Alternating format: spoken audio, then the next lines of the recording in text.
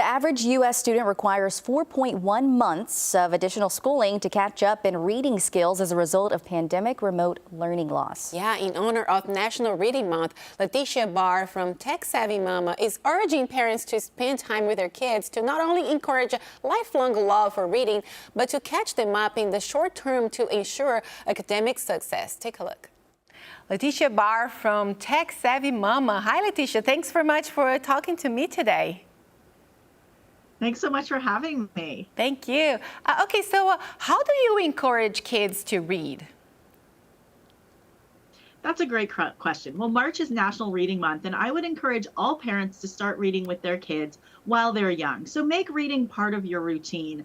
As a mom of two, I have two who are teens now, but when my kids were little, I would read them their favorite picture books over and over and over again. And while it might feel really tedious and you might memorize them, that's a great way to start with your kids. I would also recommend let your child choose the books they want to read. Their interest and motivation as they get older. So go to the library, let them choose books. Things like graphic novels, comic books are great to maintain their interests, especially as they get into those upper elementary, middle school years. Oh, I love the tips. And then how can reading encourage parent and child interaction?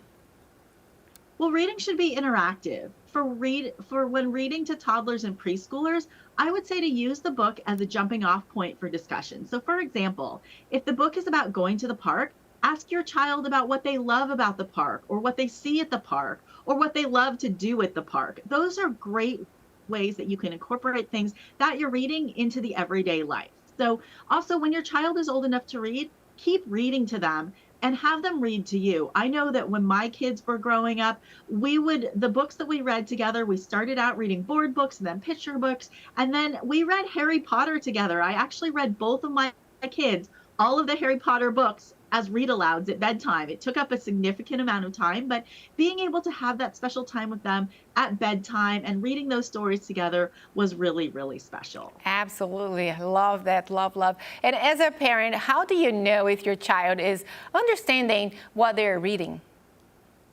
Well, that's a great question. So I would say if you're reading picture books with your child, ask your child to spot the real world objects. So for example, if they see a ball in the book, ask them to find the ball in the house. Ask them what shape is the ball. Can they find something else in that same shape of a circle? So things like that get them connecting what they see and what they hear about to their objects in real life. So if your children are older and independently reading on their own, I would say there are online education resources that can really gauge their understanding of the book, such as Brainly. Brainly is a great app for older kids.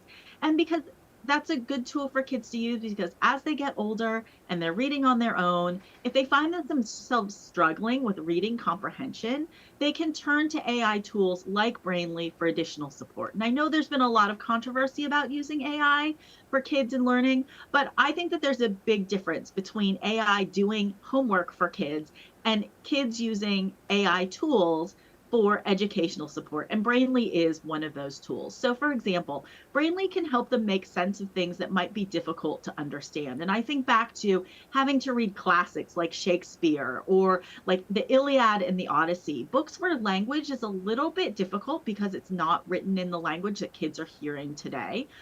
So the things that kids have to read as part of their required curriculum in middle and high school that they might not be so interested in reading because it doesn't make so much sense, Brainly can really help them make sense of those difficult passages to aid in their reading comprehension. So I think it's totally fine to use a tool like Brainly to facilitate an interest in reading and to make sure kids are really understanding what they're reading. Yes, there are so many resources out there. Yeah, definitely. And Leticia, you have been a columnist for Parents.com.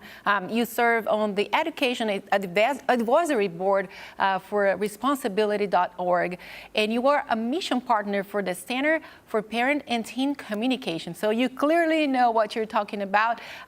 What drives you to do what you do? Well, I would say as a mom of two and a teacher, I just always like to find the best opportunities available for kids. And, parenting is a journey. I started my blog, Tech Savvy Mama, in 2008.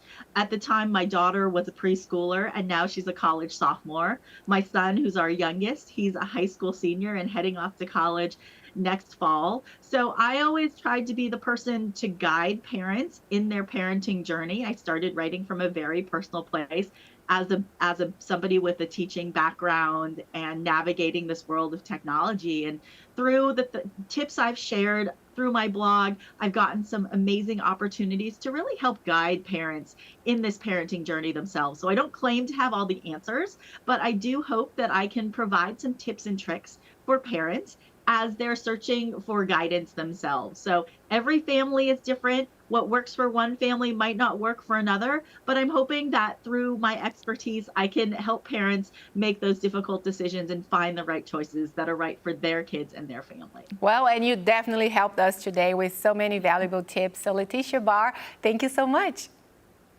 Thank you so much for having me.